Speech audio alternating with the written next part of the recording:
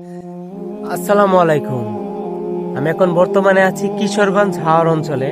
এটা আমার নিজের এলাকা। অনেকের ধান আছে এখন বর্তমানে পানির তলায়। ভাই কিছু কথা আবারও বলতে চাই যে পানির বিষয়টা এটা কিন্তু নতুন না।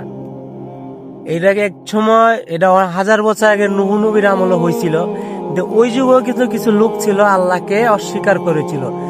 উদাহরণ হিসাবে নুহ নবীর ছেলে কিন্তু সেদিন আল্লাহকে মানে নাই, কিন্তু যে পানি বন্যায় ঠেলায় কি করছিল, নুহ নবীর ছেলেকে বন্যার সাথে মিশিয়ে দিয়েছিল।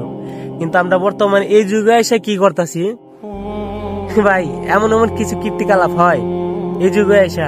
এই ছোট ছোট বাচ্চাকে যেমন ধর্ষণ, এই মদ ব্যবসা, গাঁজার ব্যবসা, ইয়াবা ব্যবসা, তারপর জীবন ধরেন এই যে যাত্রাপালা করা, যাত্রাকালা গানের মধ্যে টাকা দেওয়া, এগুলো কি উপর আলাদা সবই উপর থেকে দেখতেছে না ভাই। সবকিছু ছেড়ে দেন, এটাই ভালো ভাই। কি আর বলবো, কি দুঃখের কথা।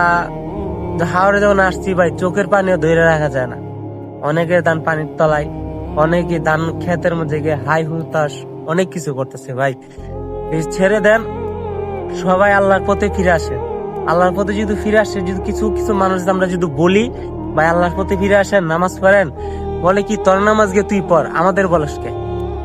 আবার ওই লোককে যদি বলেন যে ভাই একটা যাত্রা গান করাই, কি কর না, ঠিক আছে ল করাই চল, সমস্যা কি? তখন ওরা যাত্রা গান পালা করাইলে টাকা দেয়, ওয়াজের কথা বলে ওই লোকদের খুঁজে পাওয়া যায় না। তো ভাই এটাই বলতে চাই, সবকিছু ছাইরা দেন, আল্লাহর পথে ফিরে আসেন।